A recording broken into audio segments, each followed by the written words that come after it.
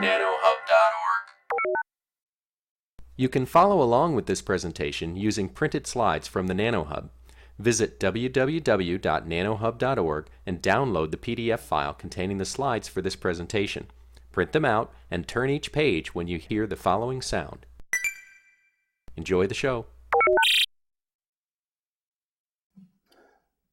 So this is lecture 24 on large signal response of PN junction diode.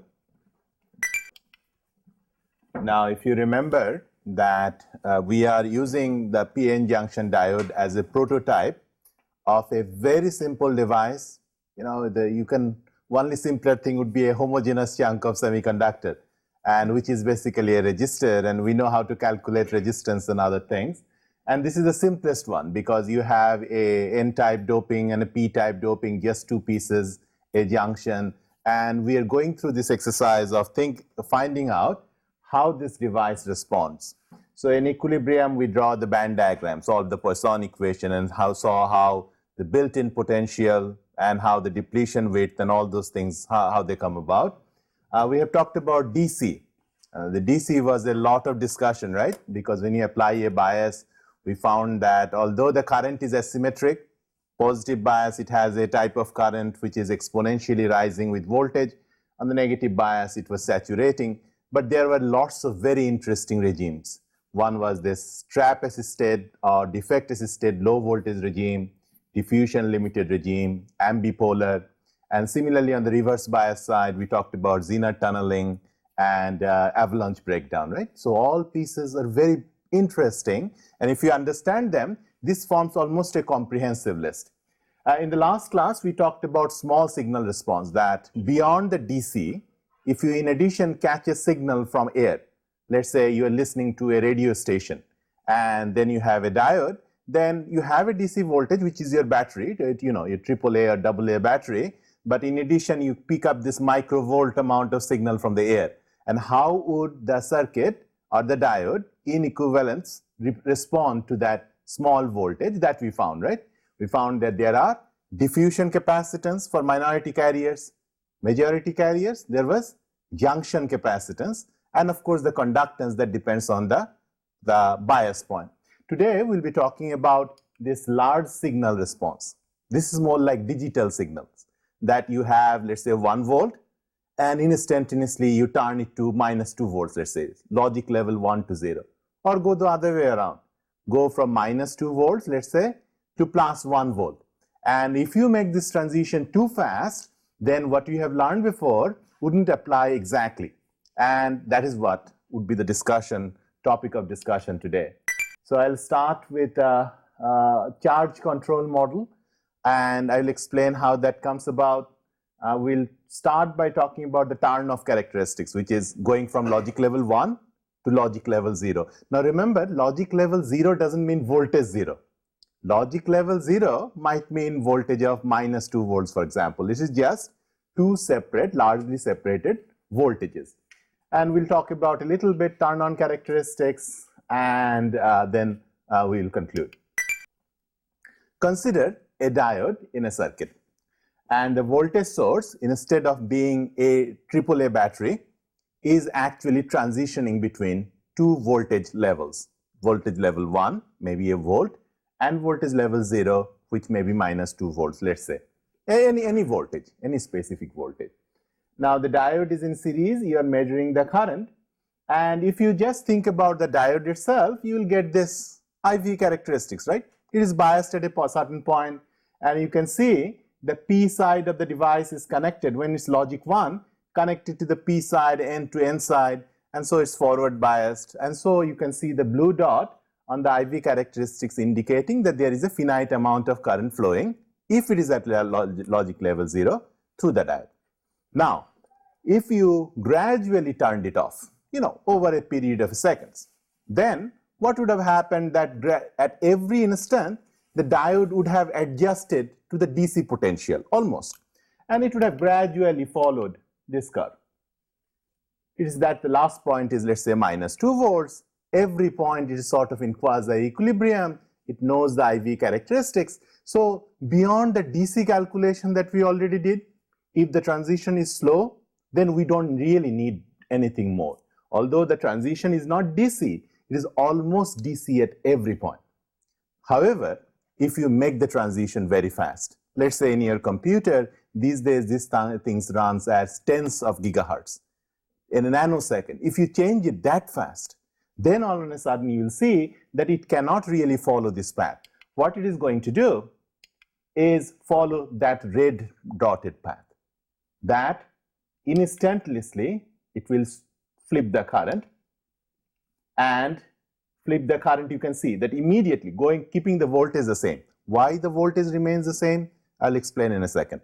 But what it's going to do, from the positive current, you see y-axis is positive, it immediately will flip the direction of the current.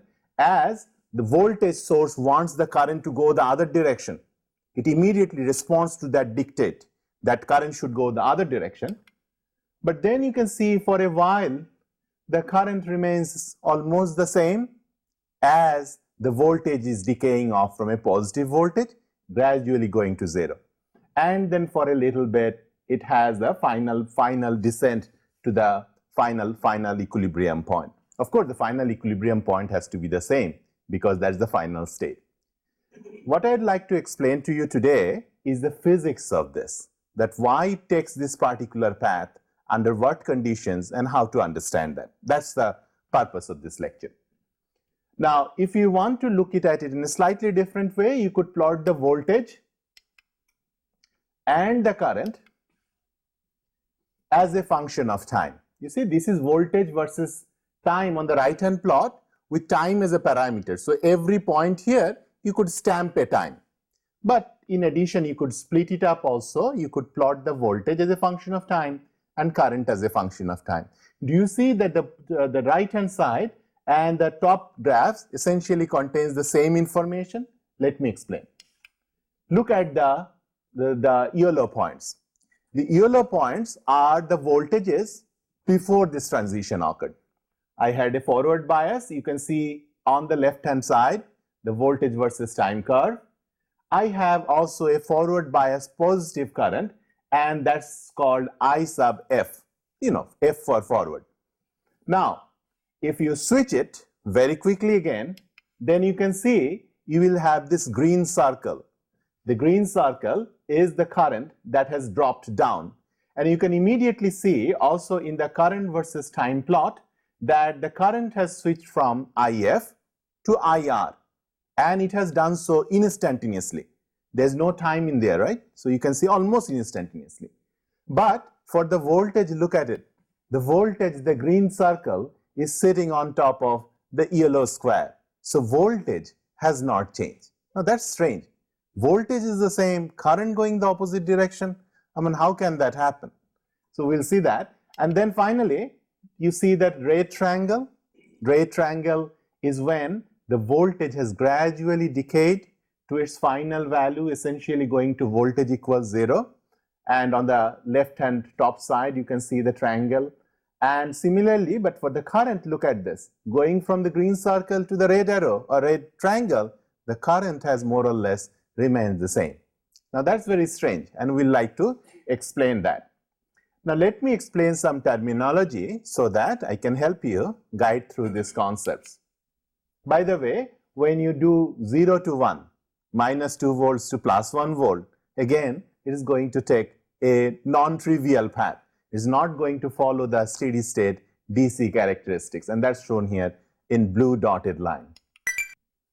Now, a few quick definitions. The definition we'll call this time T sub S, storage time, is the time when the current essentially remains the same. During its transition, current remains essentially the same. We'll call that T sub S. And for many circuits, many minority carrier circuits, minority carrier devices like a PN junction diode, this time is the dominant time. This is the storage time, and I'll explain why they call it storage. But it is only typically true for that minority carrier type devices that this time would be long and dominant. Then there is this TR.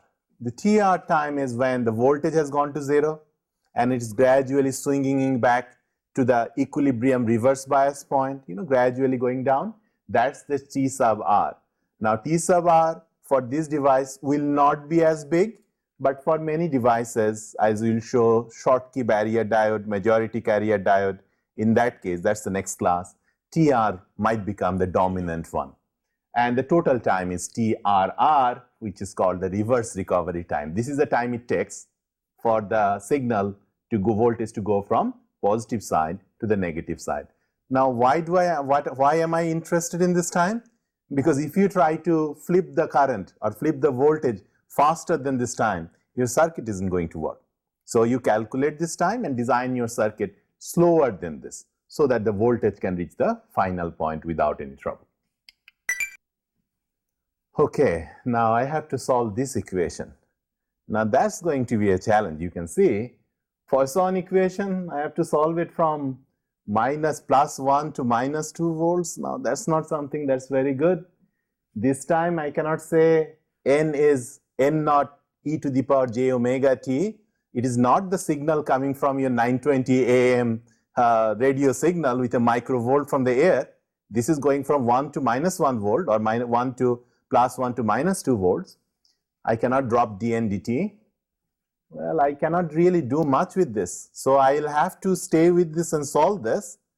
It turns out that indeed on the computer you can do that. People do that often. But I can simplify this, and that will in fact give me a lot of information. A simplification of this where I get rid of the space coordinate of this equation. And I'll explain to you how. The way, if we can get rid of that, then I will have, instead of those two complicated equations, I'll have this very simple first order differential equation. And similarly, instead of this whole transport equation, drift and diffusion and all those things, I will have this very simple equation. It's approximate, but for the transient, what are you going to do? If I had to solve this partial differential equation, back of the envelope, your envelope has to be pretty large in order to contain all this calculation. So these approximations are called charge control equations. It is an approximation when you have large signal time transient, you do. So I will explain to you how this comes about. But let's first talk about what is happening in the device and how does this current flip without voltage flipping. How does it do that? So you see, let me assume that I have forward bias this diode. Do you see why it is forward biased? You can see the Fermi levels, quasi-Fermi levels, has been split by that amount. And quasi-Fermi level on the n side, assuming the right hand side is grounded, the left hand side has been pushed up, forward bias, minority carriers have been injected. Now in this particular case, I have assumed that there is recombination on the minority carrier side. How do you know that? Because this curve nxt is actually exponentially dying off. Had there been no traps, then it should have been a straight line going across. Okay, but then what happens? Now if I all on a sudden go from VDC, from the DC voltage to a reverse bias voltage, right? So the Fermi level on the left hand side will go down significantly, immediately. In that case, this is what's going to happen. The current will go down a little bit, and then the charge will gradually, charge is gradually disappearing. Where is the charge going? The charge is going to the other side, getting back where it came from. And part of it is recombining with the traps and with the majority carriers. So you had a big buildup of charge, and gradually this charge is going away, and eventually this charge will all be gone and you will get to the reverse side. But one thing I want you to see, do you see what is happening in here? Although initially the total amount of charge was exactly the same, right? When I turned it off. Look at the slope on the left hand side. The slope, I have changed the slope, although I have not changed the charge more or less. But since I have changed the slope at that point, going now the current will be going in the negative direction. So it follows the dictate that the current must be going in the negative direction simply by just nodding its head a little bit in that direction, in the opposite direction, because dn dx diffusion coefficient multiplied by dn dx is the current. So all I care about is not the n. N could be anything. So long I allow the dn dx in the right direction, current will be flowing in that direction. So you can see that by keeping this profile, my current will be a constant and going in the negative direction, although the charge may be huge and actually be corresponding to a forward bias charge.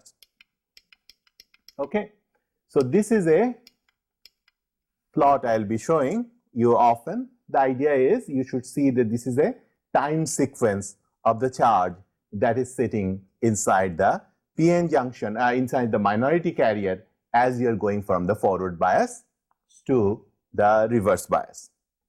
Now, this is the equation, transient equation. I want to derive that charge control equation. I'll explain how. First of all, it's minority carrier, right?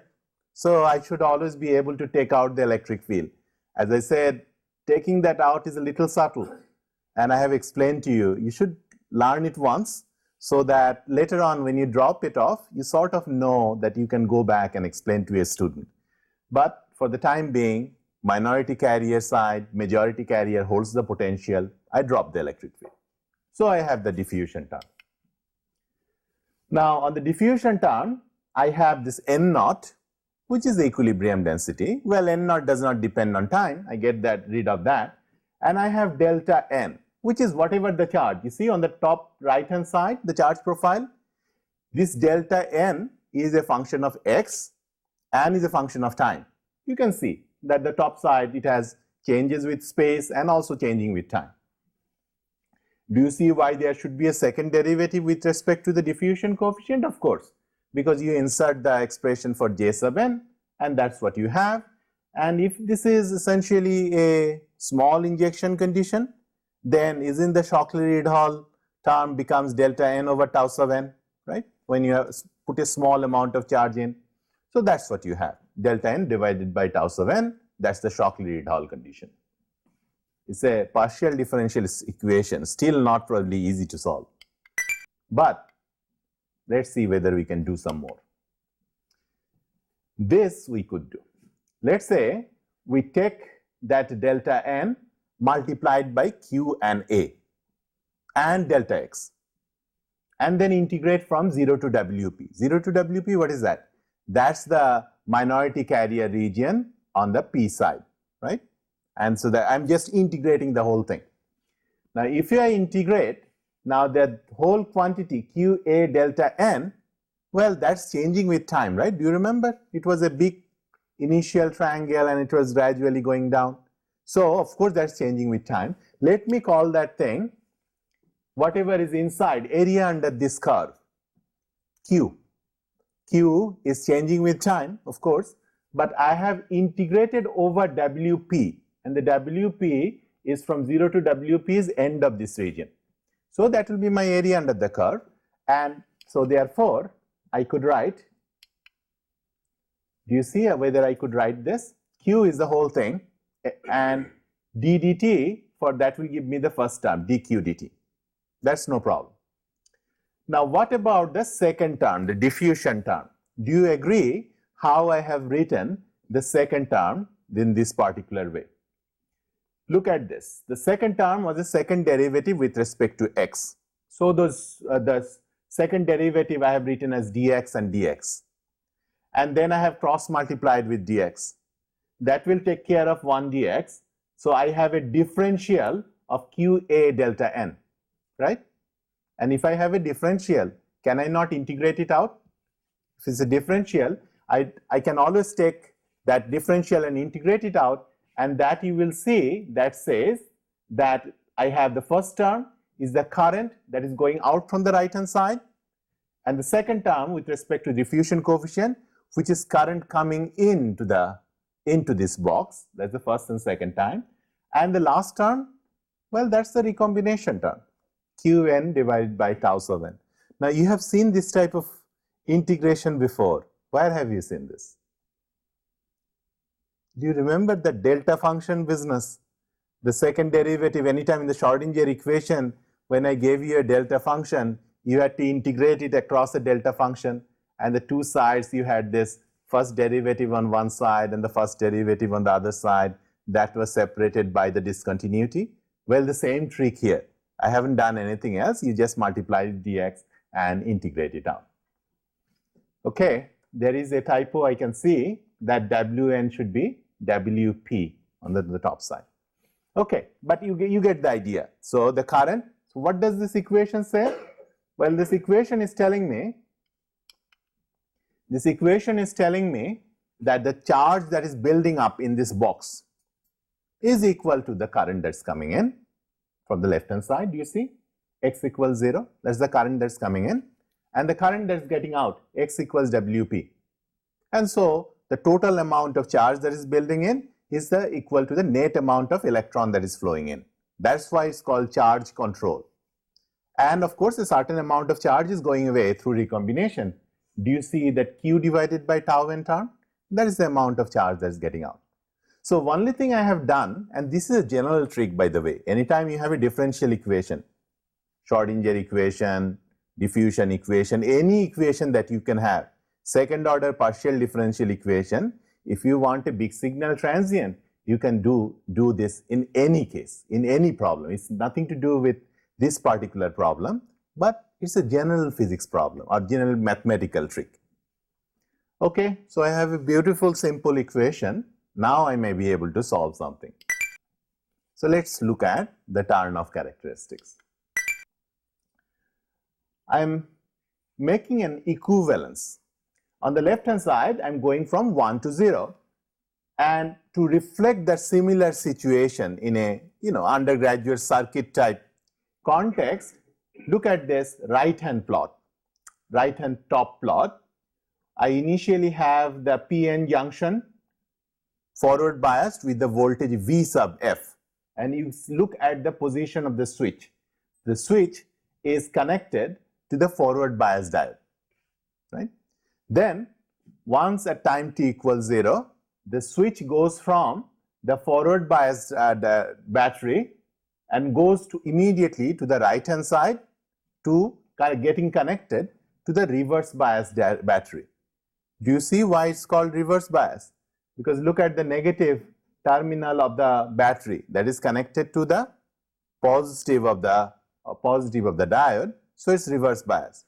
So if I can understand this circuit, right hand top circuit, then actually I have understood the left hand circuit, and that's what we are going to do. So let's take a look.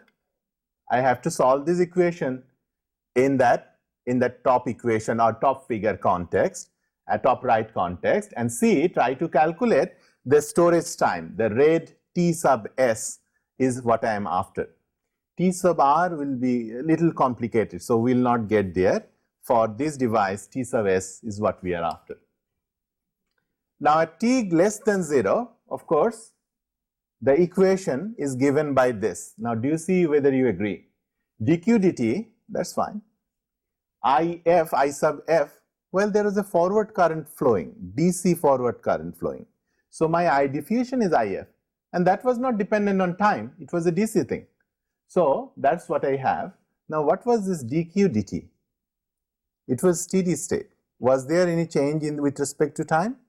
Of course not. Right? There was a constant profile sitting there. So dq dt would be 0. Before I have started switching, there is no change in charge, and so the dq dt is 0. Now the question is that why would current remain the same after the transition also? That's what I'm going to explain to you a little bit later. Now one thing I'm going to, before I go there, one thing is this current is going to remain the same. Do you remember in the last class when we were talking about this small signal response? We had a resistor, a diffusion capacitor, and a junction capacitor. Now can you change the voltage across a capacitor instantaneously? You cannot, right? That will require, because it's half CV squared. If you change V instantaneously, then that will require infinite amount of energy. So you cannot change the voltage instantaneously across a capacitor. And thereby, since you cannot change the capacitance, therefore, cannot change the voltage, therefore you cannot change the charge as well, because Q is C multiplied by V. C is a constant. V you cannot change between 0 minus and 0 plus, and therefore Q you cannot change also.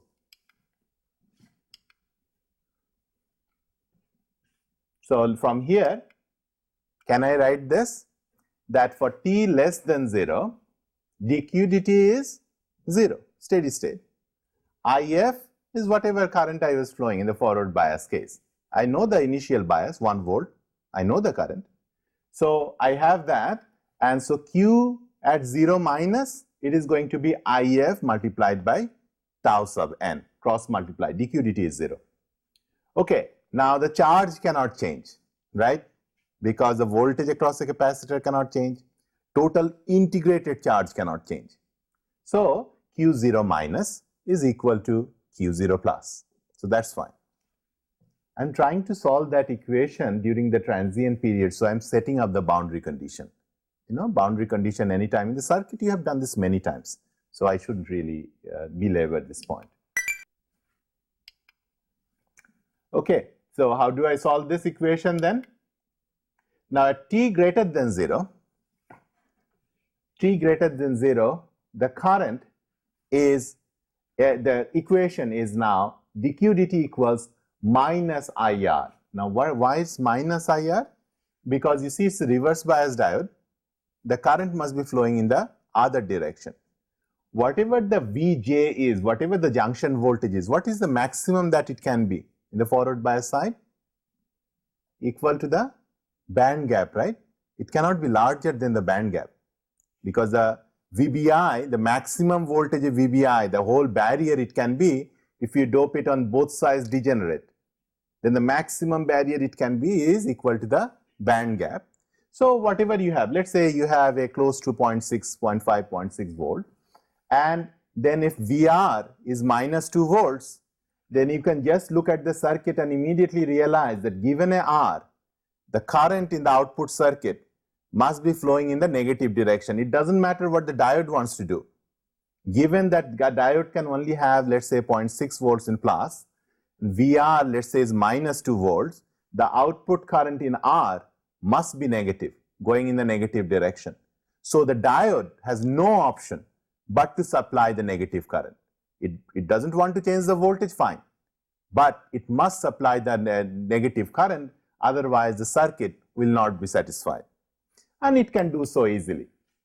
So by the way, this current, and I'll show that this current, so long the Vj is smaller than, much smaller than VR, that current through R will be simply VR divided by R, right? That's a small voltage, diode voltage. So in that case, the current is approximately a constant, not fully a constant, approximately. So IR is a constant. And so this is a first order differential equation. Everybody can solve it, right? So you just cross multiply, divide, and then what will be the equation? What will be the answer from here, do you think? It will be some sort of log that will come out, and the time on the other side will have a certain amount of time on the other side. Okay. And when you integrate, you will get an expression like this. You can see the log, right? And you can see the two boundary conditions, Q at 0 plus, that's on one end, and Q at T sub S, end of the storage time, that's the another end, right? Now this point is very important to understand, and this is a conceptual thing, that why IR can go in the opposite direction, and I have explained that in a few minutes ago, while not changing the charge too much between 0 minus and 0 plus. You see, all it has to do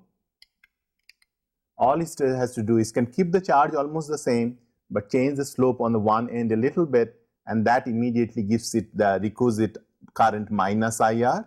And as it is losing the charge gradually over a period of time, it just keeps the slope exactly equal to the value that the circuit dictates. The circuit through the resistance R wants a fixed negative current, and so it will just keep that profile.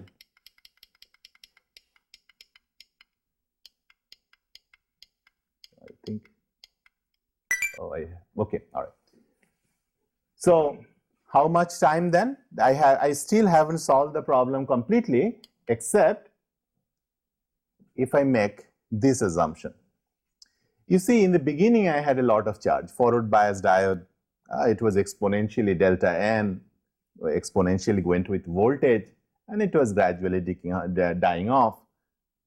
Millions of electrons sitting in the minority carrier storage.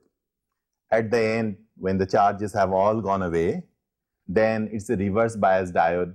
On one side, I have Ni squared divided by Na, and another side I have 0, because in the reverse bias side, the boundary condition requires that that's 0. And so I essentially have no charge left. You know, Ni squared over Na in silicon, let's say 10 to the power 18 dope. I have 100 minority carriers. And so one end I have 100, another end I have 0. I have minuscule amount of charge. In the beginning, I had millions of charges. As a result, I can get rid of this Q T sub S, because that's the final amount of charge I'm left with. And if I do that, then I have an equation which is actually very simple. You see, IR plus IF. Where does that IF come from? Do you remember Q at 0 plus is equal to Q of 0 minus, and Q of 0 minus I related to the forward bias current. So IR plus IF divided by IR. Now, there is something very interesting here. So do you realize that if you forward bias the device very hard, if you forward biased it very hard, then it will take a long time for the charge to go away, because tau sub S is how long it required for the charge to go away. And if IF is very large, you forward biased it very hard, it will take more time. That makes sense, right? You can see that. That immediately makes sense. Tau sub n, when you have a lot of traps, is tau sub n large or small? Small, right? Tau sub n small. So when you have a lot of charges, it makes sense that charge will decay very fast. It makes sense, right? As soon as, because this was a lot of area under this curve, and if you have a lot of traps, then it will go away very fast. If tau sub n is not very large, then it will require me a lot of time, because all the electrons has to go out through the door, the other door, meaning the other side of the junction. Nothing is going out through the majority carrier side on the door acceptor side. And so it will take a lot of time. Now this is a very important point, tau sub n, because generally traps are bad. We don't want traps, right? Because it is non-ideal characteristics and all those things. But when we want ultra-fast switching, many times people intentionally put in traps in the minority carrier side. Because by putting that in, you can see that you can turn on and off this diode very fast. And it will, I'll show you later that it behaves almost like a majority carrier device at that time if you put a lots of tau sub n. And that's why this is a very important circuit trick that people put it by hand in order to analyze the devices. Okay. All right. What about the turn on characteristics or the turn on voltage transient? Well, if you want to do the voltage, you can again start looking at the total charge Q sub n. Instead of integrating between 0 to T tau sub S, you know, that's what we did in the previous equation. You just integrate between 0 to any given time t. So not all the way to T sub S, but any given time t, you will get the charge Q sub n. And once you know the charge, you can get the voltage. How much voltage is? How will you get that? You will put this charge in NP, 0 and T. So this is that charge. So you will just put this charge back in. N sub P is 0, that's the minority carrier, Ni squared divided by Na. So you know how much the diode is forward biased, and from that you can calculate what the forward bias voltage must have been. So again, you can calculate this and characterize this transition from the red triangle in the VA curve to the green circle where it gradually turns off. So when you go home, make sure that maybe you can put it in a MATLAB or in your calculator, see how this works out. Put some value, forward bias current, you know, a milliamp maybe, a reverse bias current, maybe a microamp, put it in and see whether you can actually calculate these things. This is something I will not explain, but what I want to point out that if you worked a little harder, not too much hard.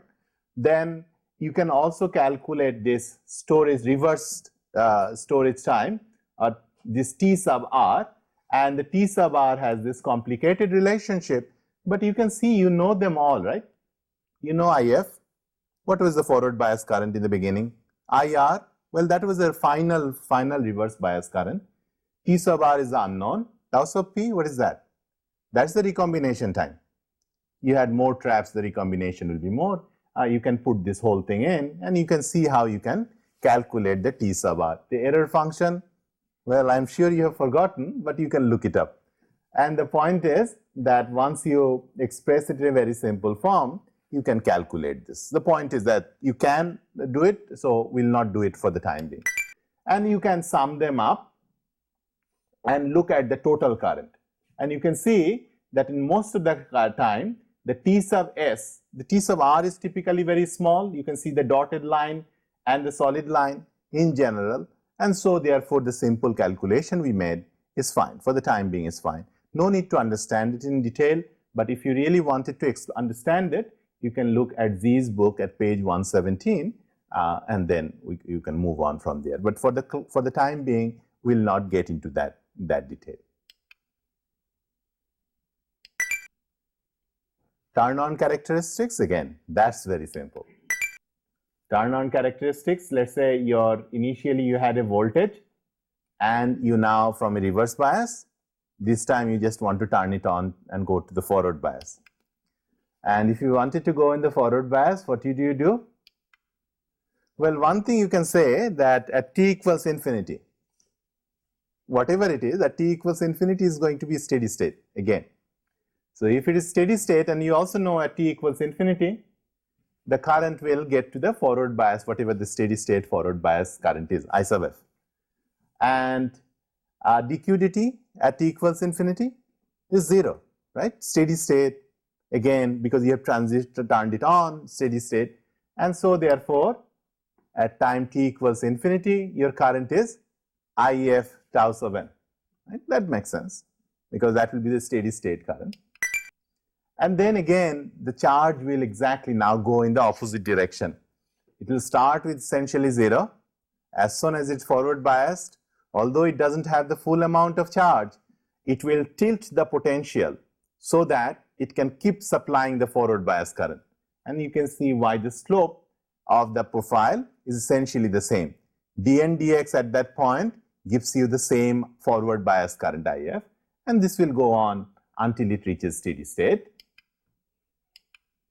And so in the forward bias case, do you realize why this IF must be the same? Because the output circuit wants the current to be the same, and therefore IF is the same. And again, you can integrate it out. No rocket science here. This is the result of the integration, because you started from time t equals 0. Therefore, it looks a little bit simpler.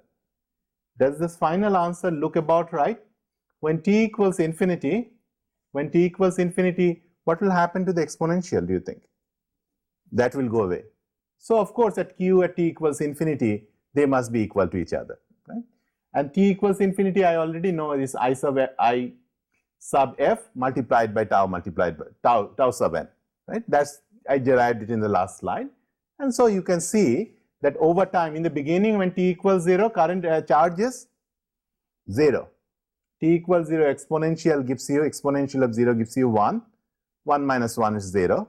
So in the beginning, you don't have any charge. Makes sense, right? And then when you have t equals infinity, forward bias current is gradually filling this tank up, this storage tank up, and gradually you will have the full final potential. So you can calculate how the charge would behave as a function of time.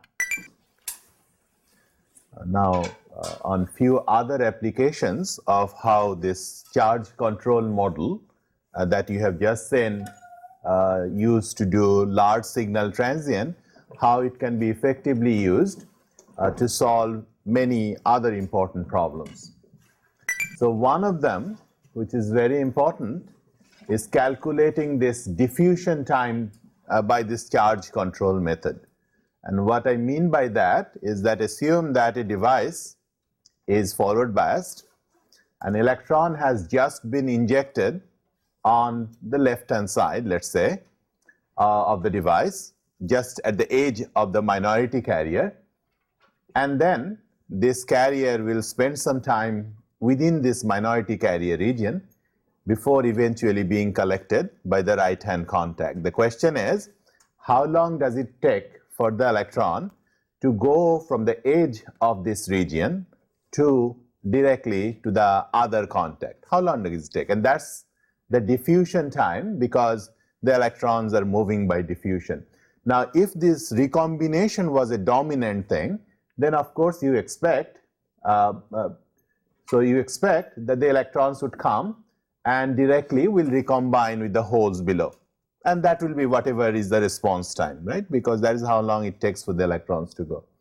But if you do not have traps, and as you can see, this triangular profile is saying that we do not have traps, because the second derivative of diffusion equation is 0, Ax plus B equals 0, Ax plus B equals the carrier concentration. So no traps. And in that case, what an electron does is sort of this issue, that it takes an electron, takes many paths, and eventually gets out. And everybody takes a different path. Why does it go back and forth? Phonon scattering, ionized impurity scattering. So it scatters back and forth many times before it gets out. And the question is, how long does it take? Now, although the path looks complicated, a very simple formulation of the charge control can actually help us answer this question. So here I do not have any recombination, so I will drop that term. Now, the way I can answer this question about how long it takes is effectively to assume that in the beginning I had a certain amount of charge, and then I dropped the voltage, I turned the voltage off. And if I look how long does it take for this charge to decay away from this minority carrier region, away from this region altogether, and restore equilibrium, that would be the amount of time the electron effectively, on average, everybody has different time, on average, how long it takes for the electrons to get out. So you do something like this. You will say that right after 0 plus, time t equals 0 plus, when the voltage was turned off, I had a certain amount of charge. And at t equals infinity, well, the charge will be very small, right? Because that's the equilibrium charge. And the time for this charge effectively requires to drain it away, which is draining it away to the right hand side, to the contact. That I will call the tau diffusion. So I can calculate the dq/dt as the difference of initial and final charge divided by the time it takes for the charge to drain, and the diffusion current. Now this I could drop because it's a small quantity, and as a result I could write the tau diffusion is equal to this charge, initial charge I had, divided by the current. But you realize the charge is simply the area under this triangle, half the ordinate multiplied by Wp. Wp is the base, so that's the total amount of charge Q in the beginning. And the current is simply Q dn dx, the derivative, but derivative is same everywhere here. It's a straight line, so that will simply be delta Np divided by Wp. And the amazing thing is that it tells you that on the average, how long does it take for, on the average, how long does it take for the electrons, the red electrons, to bump around and get out of this region. And you can see it goes as Wp squared. So the length of the minority carrier squared divided by 2dn. Now why does it have this particular formulation? You can easily answer that question actually, because you can see that I can write it approximately as Wp, which is the distance, and dn divided by Wp is the diffusion velocity, right? And so essentially you have this Wp squared divided by dn. That's what you have. And why there is a half? Well, half because some of the particles are sort of in the end, in the beginning, close to the right hand side, some close to the left hand side. And on the average, you have a transit time, which is sort of a mean of this time, because not everybody is starting on the left and going out, right, for this formulation. And so that gives you a formulation of the diffusion time simply by using the charge control method. There are more complicated ways, but this is the simplest. Now, you can also do another thing very conveniently with the charge control method, which is to calculate the DC diode current without having to go through solving all the minority carrier equation, you know, matching boundary condition. We did all those things in the about 2 or 3 classes ago. about, remember region 1, 2, 3, 4, all those complicated things. You don't have to do any of this. Charge control will almost give you an answer for that very quickly. For example, this way. So we are looking at steady state. So dq dt is 0. And I diffusion is the current that's coming in, which I don't know and want to calculate. But by the way, this tau sub n, if I don't have any recombination, I just told you that tau sub n is equal to tau diffusion, because that is how it takes for the electrons to get out. Not through recombination, but by diffusion. So I put that in. And so I can write that the diffusion current, whatever that is equal to Q divided by tau diffusion. And if I put it in, then you will see the Q is again half the ordinate and multiplied by the WP, which is the base, but this time the Q is actually proportional to the voltage, exponentially proportional to the voltage. Remember, that was the boundary condition that we did for as a function of voltage Fn minus Fp, that gave me the quasi-Fermi level separation and excess charge. So I can put that in, tau diffusion I just calculated. And do you remember this equation, the final one? dN divided by Wp, Ni squared divided by Na, and the exponential of the whole thing. That was the diode current, right? But I now did it just in 2 lines. Instead of having to go through all those complicated derivation, this is really easy. But of course, you have to really understand the problem in depth before you can use this type of 2-line derivation. That requires practice. And this is an exact expression that we actually got from the previous case. Okay, and very quickly then, we talked about large signal response. It's of great importance in digital switching. Of course, I gave you a very simple example, but in reality, when you have a CMOS inverter, a MOSFET turning on and off, the resistance and the output resistance capacitance, those are more complicated. So we'll have to reapply many of the things that we learned in actual situation. But for the time being, it gave you some idea. This way of solving differential equation by charge control, which is to get rid of the space derivative by integrating over a certain region, is very powerful technique. It's a general mathematical technique, has got nothing to do with electrical engineering per se. Anytime you see a second order differential equation with time derivative built in, you can always use this and impress your professor that you can do this. But this is a general way, and it's really very, very powerful. And finally, the boundary conditions for these problems are requires to be carefully done. T equals 0 minus, and how it couples to T equals 0 plus. What happens to charge at infinity? Sometimes you will see charge goes away, so you can drop the infinity term. Sometimes the charge builds up to a steady state. Then you shouldn't drop the boundary condition, right? So this has to be, it has to be carefully done. And if it is done carefully, this simple differential equation is very powerful. You can do a huge number of things using this. Okay.